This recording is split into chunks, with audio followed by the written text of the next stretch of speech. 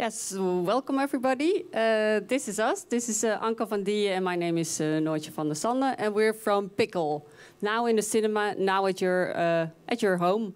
And what we do is we have Picl, and Picl is the online art house platform in which we work together with 20 cinemas, offering their films on demand as well, right at the same time when they are screening at the cinema. Well, let us start with asking you a question. How many of you go to cinemas to see films? Could you raise your hand? Yes, great. Almost everybody. And how many of you have had that they wanted to see a film in the cinema, but they just didn't make it? Well, almost everybody. And you're not on your own. No, actually, that is what happens to mostly everyone. You want to see films in cinemas, and if you're lucky, you do. But you always get to see a lot of films. You don't get to see a lot of films that you would actually want to, for several reasons. For example, you finally found a friend, but the film has left the cinema. Or you want to go to see a film at 5 o'clock, but you're still at work. It doesn't play in your neighborhood, or maybe you've even broken your leg. I mean, there's several reasons why you won't see a film in the end.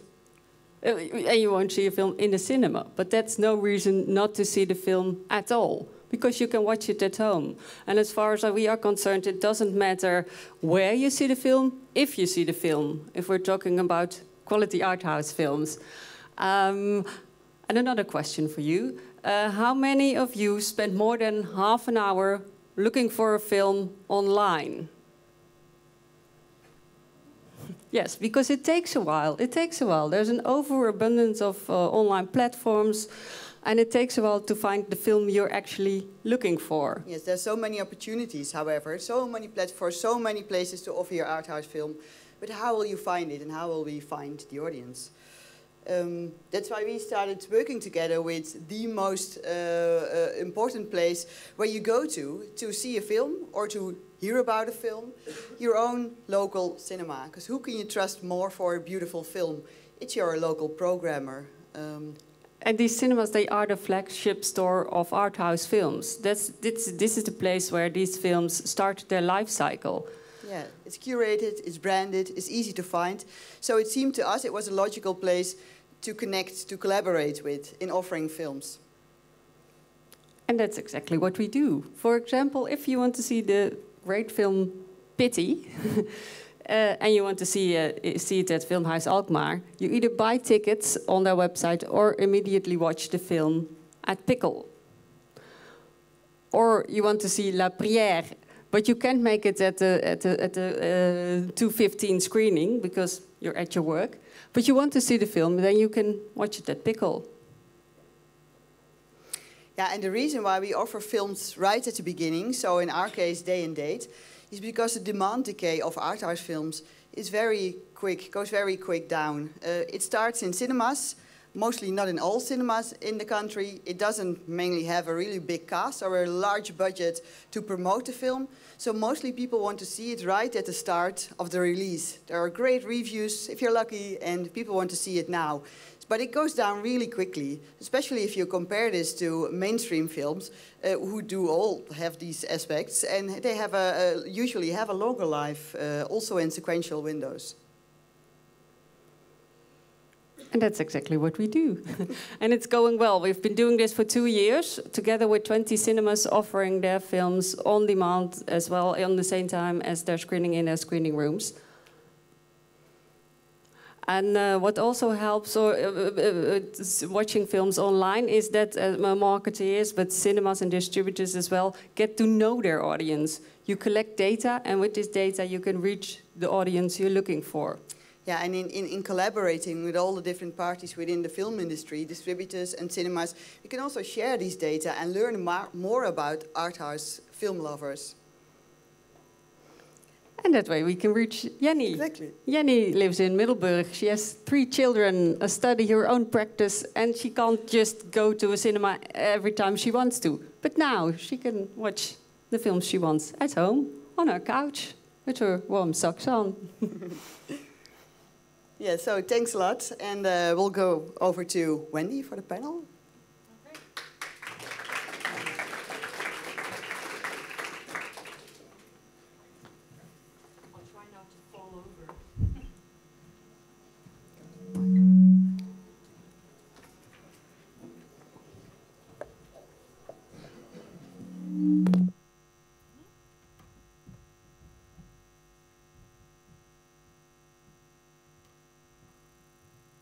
thanks everyone for coming on a sunny day.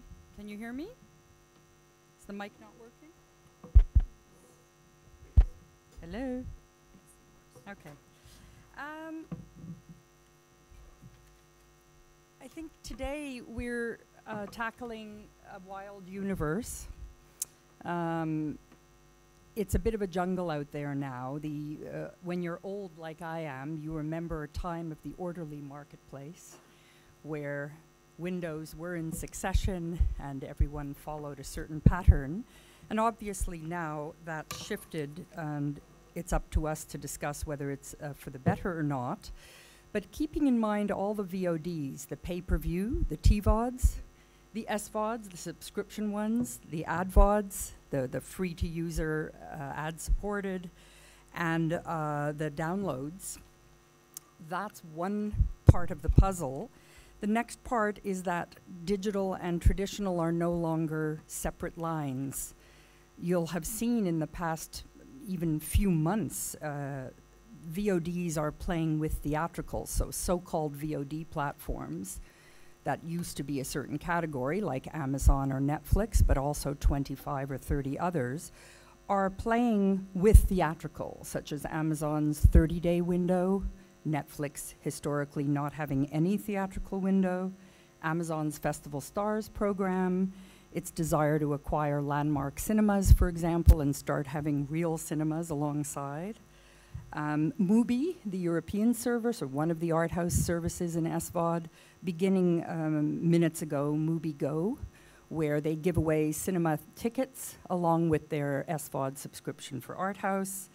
Netflix's ongoing historical pissing contest with the French and with the Cannes market, for example, because of its day and date windowing. That is softened, by the way, because of the most recent play of Roma around Venice, and Netflix's published indication to start looking at creating, going back into creating theatrical windows. So you have that backdrop. You also have in other countries, not Holland, theatrical playing with different pricing models, charging what the consumer wants, you know, for good films versus bad. That's from Regal Cinemas, which is a massive chain in America. And you have other exhibitors like AMC and its competitor MoviePass doing monthly subscription theater tickets. Today on our panel, we're really happy to have the other side of the table where basically theatrical is embracing VOD in different formats. So they may look the same, but we're going to dig into what's different. For example, Curzon, who couldn't make the panel today, is doing day and date theatrical releases in the UK for art house film, and it also has an SVOD. Mubi, who's not on the panel we just discussed, but they've started with theatrical releases and tickets as well. And on the panel today, I wanted to introduce quickly Elisabeth from the Nordic region, a pioneer from way back, originally a film maker and producer, Elisabeth Sjaastad, who also is deep into policy, including the FIRA Directors Union work until 2015 when she started Nettkino. She'll be one of our first speakers. You'd have Noortje, who you've just seen before from Picl. Elisabeth will explain more, but essentially they are not doing day and date theatrical. They have a different, more flexible window that works in their region. Picl is day and date, as you've just heard. And we have Joanna to really support the most important part, in a way, is not just making the films available, but how to get people to know about them and to come to them. So the social media, the audience engagement, innovative strategies in foreign language countries, so it isn't all about, you know, Twitter in English, but what people are doing in Europe to develop an audience. I think you'll be covering two cases: before the film is made, early in development, and then later when people panic and a film is coming to a festival and needs attention at the last minute for social media. So we should have quite an interesting group. I think we should start with the goal, in a way, is aside from the business-to-business part that you're hearing, it's really a focus on the consumer and the audience. How are we capturing their attention with all of these different options, and how we can adapt. So let's begin with Elisabeth and Nettkino. Can you give us a little background? We talked about you, but on Nettkino. Okay. Well, for me, Nettkino started as a challenge to cinemas, actually. I was working in Brussels for 4 years as the CEO of FERA, the Federation of European Film Directors. And of course, in Brussels, in the political climate, the film industry was always being challenged about coming up with legal offers and taking on board the new consumer patterns and actually not antagonizing our customers and audiences by allowing piracy to fill the void that often happens in the traditional releasing windows system. So for me, I was actually asking, we were working very closely, all the different professionals in Brussels, because of course in Brussels context, we are facing much bigger competition than windowing sequences. We're facing the big tech companies and their agendas. So for me, it became something of as I started off as a political challenge that for me, it seemed obvious that one of the problems that my members, the directors, were facing was that although there was an agreed exclusive period for the cinemas of, in our case, 3 to 4 months, it's not formalized in Norway, it's more industry practice. But in effect, with all the amounts of films coming out and the pressures for cinemas to program so many new films each week, the reality proved that cinemas were not exploiting the full window. And that's where you have the black window, where films that are brand new at their most valuable point in their launch is being taken completely off the market for several weeks and even months. And nobody can earn any money, nobody can find the movies anywhere. And the whole industry loses by this practice. So Nettkino was a challenge. First, I said to the cinemas, why don't you do this yourselves? Because you have the exclusivity period. If you want this full period, you should take responsibility for the full period. You shouldn't just dump the films and insist on a period that you're not exploiting to the full. But they were not so keen on actually doing it, so I had to do it myself. And that was also quite satisfying to try to move away from speaking about it in Brussels and actually getting my hands dirty on the ground trying to do this. Just can I jump in for 1 sec just to clarify for the audience who may not know?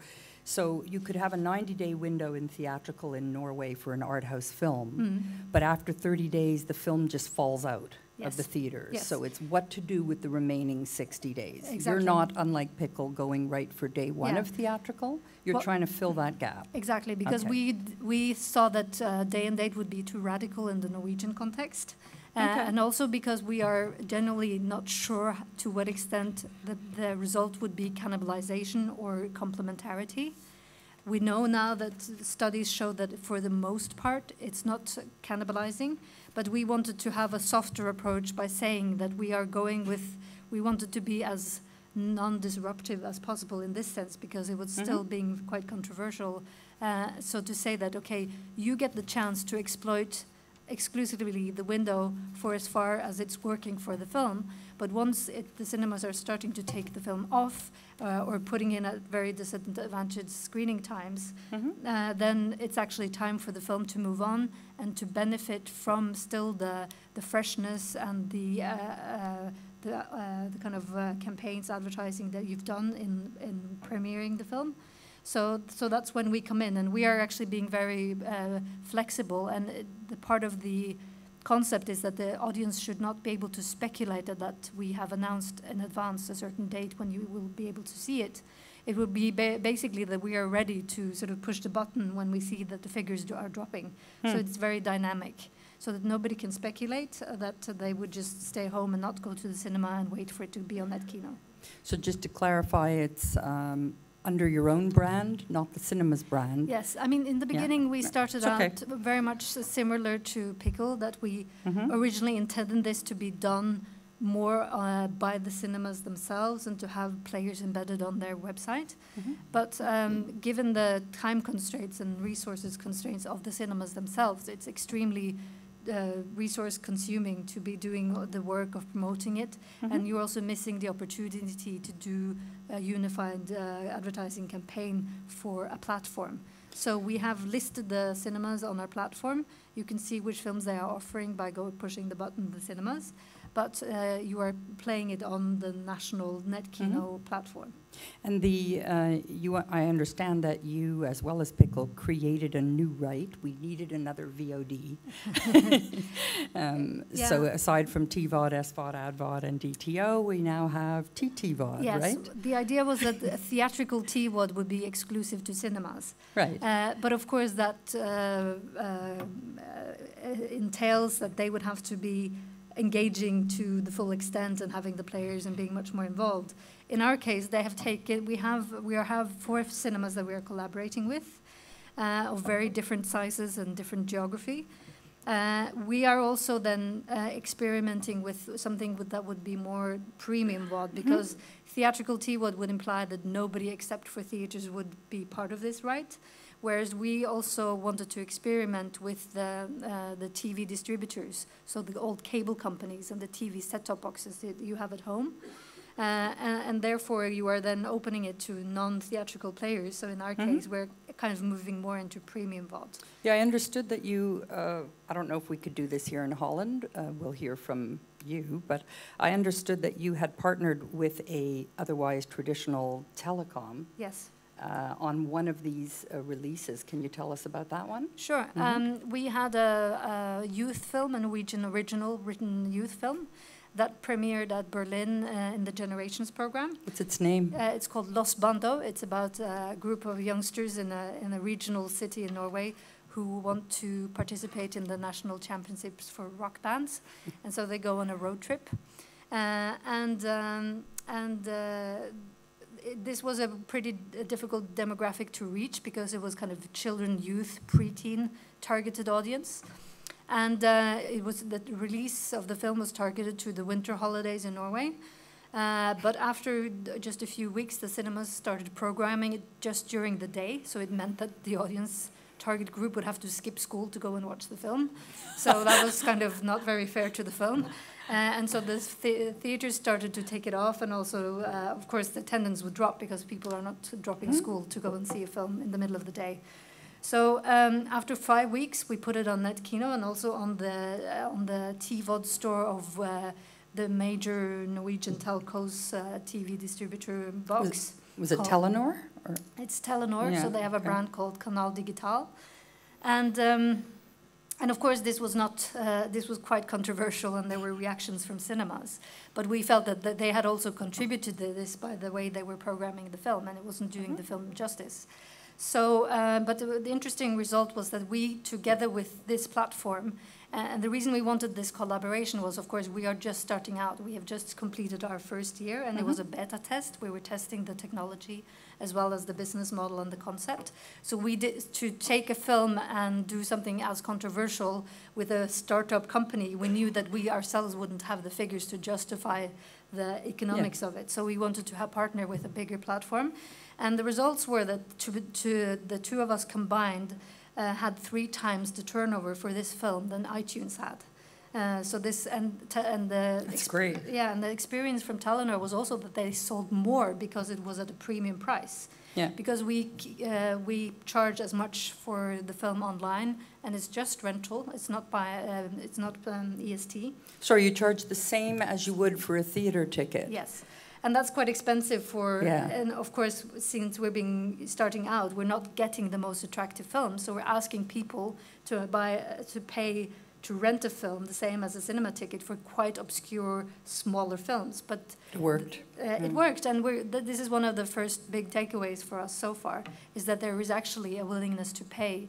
And then this, I think, is really important for the film industry, because everybody's complaining that the earnings from VOD is not anywhere near what you could have had for DVD.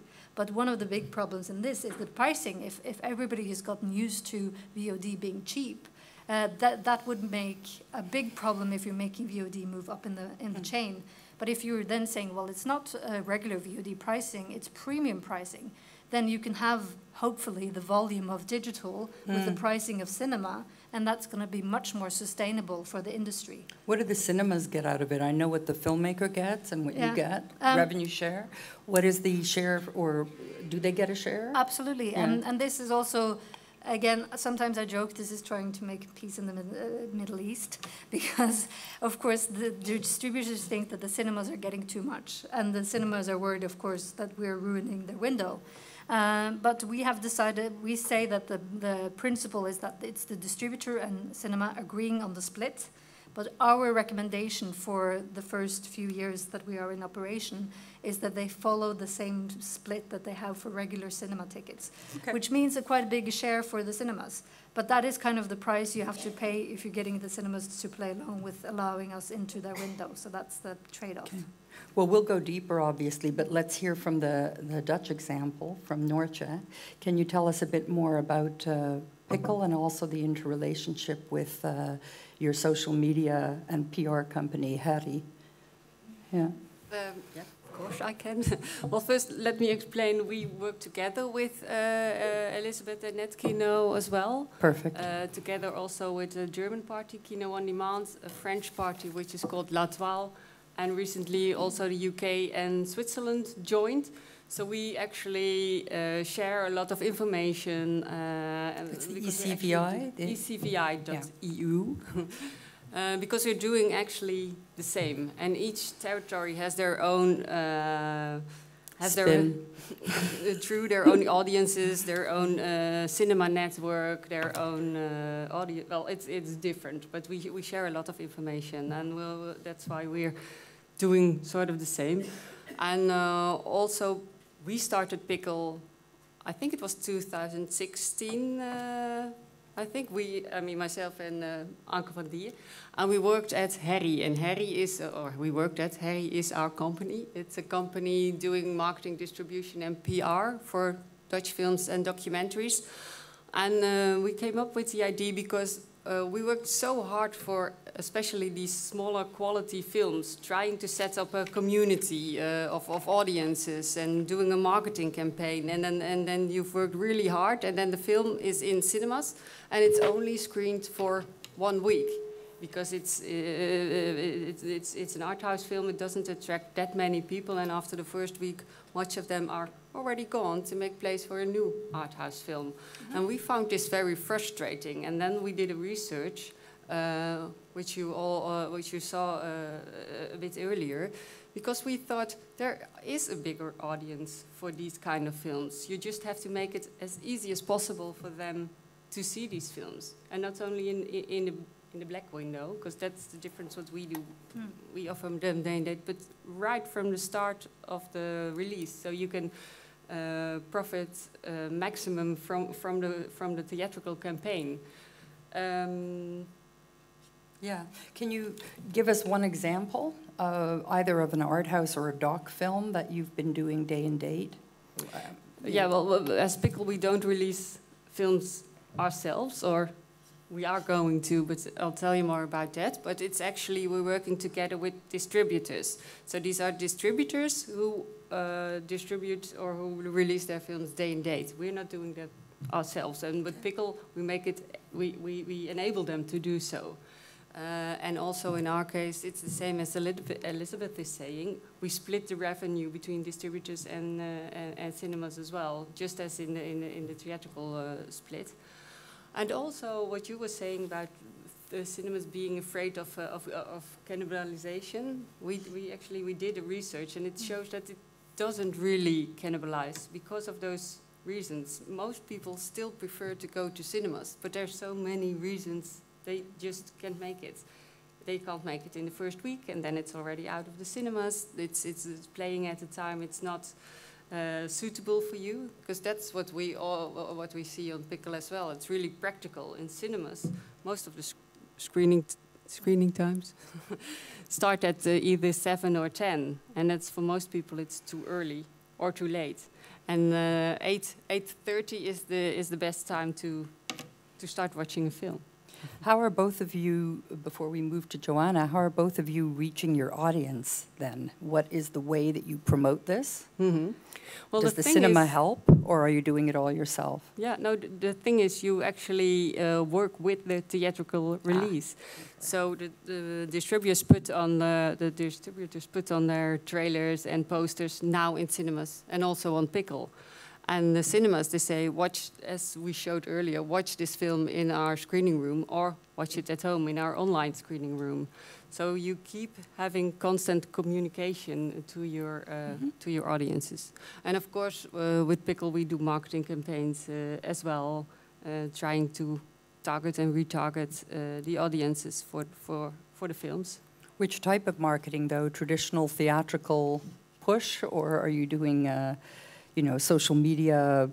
Which types of social media would you use in Holland? It's going to be different maybe in Norway. And everything. Poland. I think the power is in its mix. Yeah. Because then you have the general means like a trailer, a poster. We have this trailer you saw when we just started. That's a theatrical trailer playing in all the Picl cinemas as well. So that's what we use, but then also, of course, we use a lot of social media with campaigns running on Facebook, Instagram, YouTube, and display bannering, and it's really broad. We try to make the perfect mix. Okay, and the name of one of the films that you can give us? Yeah, well, when we started out, we worked also with the film which we helped a distributor release as well, which is called De Kinderen van Juf Kiet, Miss Kiet's Children. And that became a really popular film. It premiered at the ITVA, and it's about a Dutch teacher who teaches a class of children who just arrived in the Netherlands. And it's warming, but it's confronting as well. And it was really picked up during the ITVA release and then with the immediate theatrical release afterwards. And what we did a bigger campaign trying to attract a lot of audiences working in education and in working with refugees. And they started having all sort of discussions. Is it a good method of teaching or isn't it? And that really helped. And it did really good in cinemas as well as online. We should talk to Joanna at Alphapanda, who's begun, certainly Alphapanda, who's spoken here before as well, has begun in traditional film promotion and marketing and then morphed over the years into digital and social. Joanna, can you tell us a bit more that essentially you get involved at two stages, very, very early development, and later, maybe give us an example of an early stage one. Sure. Yeah. Although we would love to have more the early stages films that we are on board, but usually we are Alphapanda is a film marketing agency that is specialized in digital campaigns. So usually. Usually it's the producers, sometimes the distributors that are coming to us to ask for help to raise awareness about their films. When it comes to the early stage development, it's mostly, of course, producer who is aware of the need to start building audiences at the early stage of doing the film. And I would like to share with you our latest case study that is an animation film called Another Day of Life that premiered in Cannes this year. And right now it's in San Sebastian. We couldn't start really at the early stage of development of this film because animation takes years to make. But we started at the moment when they were post-producing the film and they already knew that one of the big A festival will happen in 6 months' time or even more. And then what we did, that's first of all an animation based on a book by a world famous reporter and writer Ryszard Kapuściński. And it's a story about him covering a civil war in Angola in '75. It's a very special book of his when he actually changed from being reporter to the writer. He is as I mentioned, he's a worldly known author, very well known in Poland. But also with huge fan base in Spain, in Latin America, in Italy, in Germany, because of the translations of his books. So we knew that we already have a very strong fan base there around the brand called Ryszard Kapuściński. So then we, because we are specialized in social media and we work on 3 main services like Facebook, Twitter, and Instagram, and producers wanted us to do all of the 3. We not always do 3, each of them, because especially for Twitter, it doesn't sometimes make sense. It depends on the subject your film talks about and also the territory that you want to target. But in this case, we had a subject of journalism and the books readers. So Twitter, and then also they knew that they want to go to States with this film. So we knew that we wanted to also to have our audience there. So these three places when we wanted to build our audience. Then for each of these separate services, we identified different audiences. So Facebook works mainly for more broader audience, also work as a hub that gathers all the information in the film, that works as a place that we present all the artworks. On Twitter, we want to target these journalists and readers of Kapuściński books, and on Instagram, only people that are interested in animation. So having these 3 different platforms, we could actually already reach 3 different groups. And because we started almost 1 year ago, we now have something like 14,000 people following our account on Facebook. And with an enormous, they're very passionate. We know what they want. We know who they are. We actually take now the profit of after Cannes of next venues of big exposure like San Sebastian or Film Fest Hamburg right now that the film premieres in Germany, to use this as again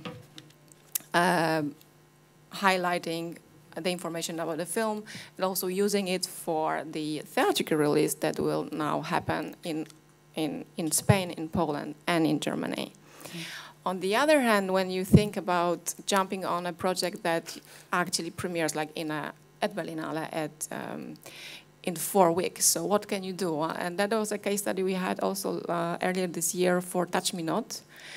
You might have heard about this film because it actually won Golden Bear. But you know, it's a very.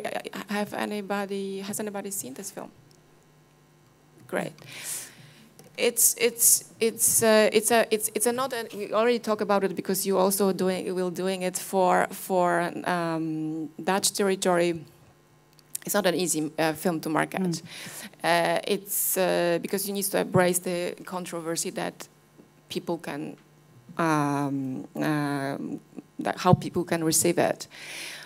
So our goal was to, and this is the goal for most of the festival campaigns, to support the buzz around the film and word of mouth.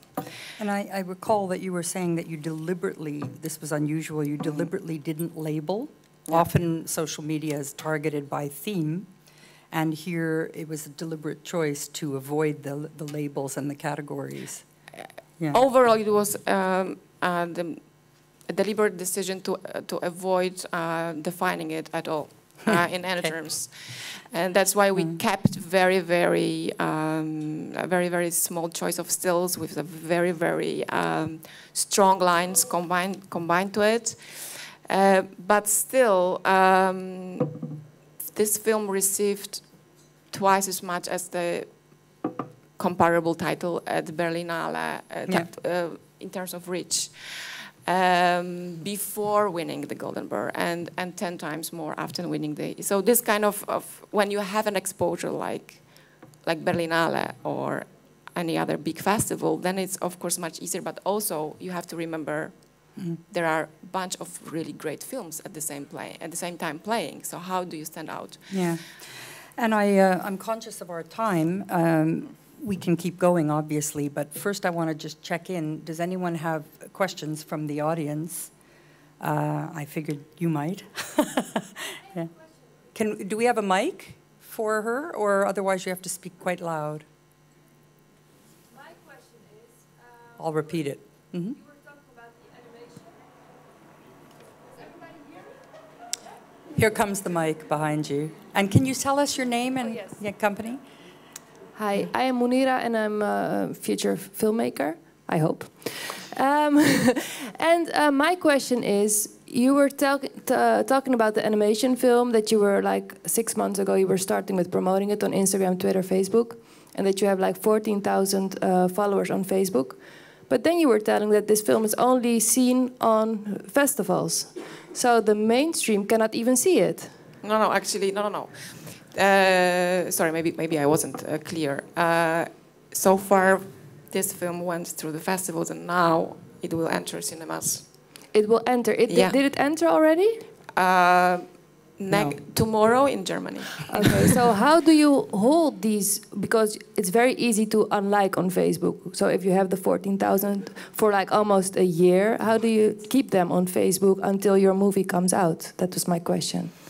Well, that's of course a challenge, content-wise, how to do that. But you know, when you have a film like that, with animation, gives you a lot of opportunity to entertain people, and also it's not only visual-wise, but also like, you know, that's a film based on a book. So also there is another it's a known entity. Yeah. Let's hear from Elisabeth. You have a similar, and then we have to wrap up. Yeah, I had a reverse case where we actually picked up one of the films that has done quite well on our platform by it becoming a bit of a Facebook phenomenon, that the filmmakers themselves have really been able to build a crowd around a very local documentary film that wasn't released nationally, but it had a sort of event-based cinema tour around its own region.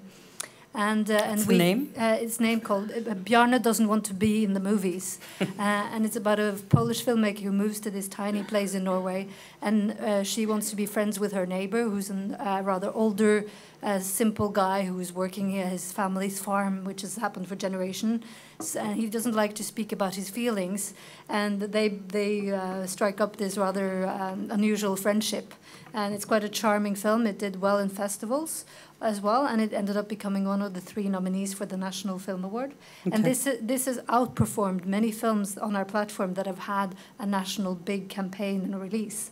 So it really showed that we were actually finding this film on Facebook, and this proved to be more powerful in its performance than what we could have done having it, given it a national theatrical release. So it really goes to show that if you it had already sparked something in social media that we could build on. Is there a last question from the audience? Someone else?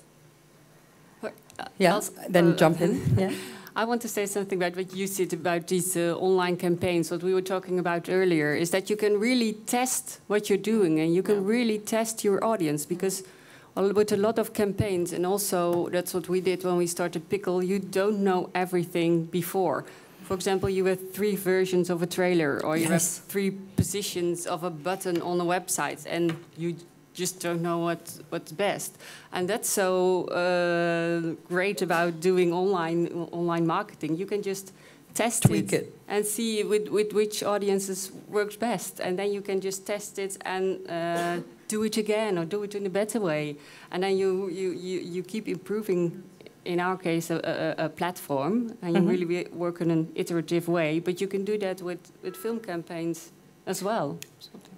So in wrap-up, I guess the takeaway is breaking away from really hard, fast rules This is obviously for Art House and Doc at the moment, although shortly you'll hear announcements of mainstream players moving into this space as well. And supporting very strongly with social media and testing to as early as possible in the campaigns, but even if you're coming in late, it's never too late. And the key is not to do what you've always done, because then you'll always get what you've always gotten. So it's make some flexibility here. Thanks everyone for your attention, and I think we're up for the next panel. Okay.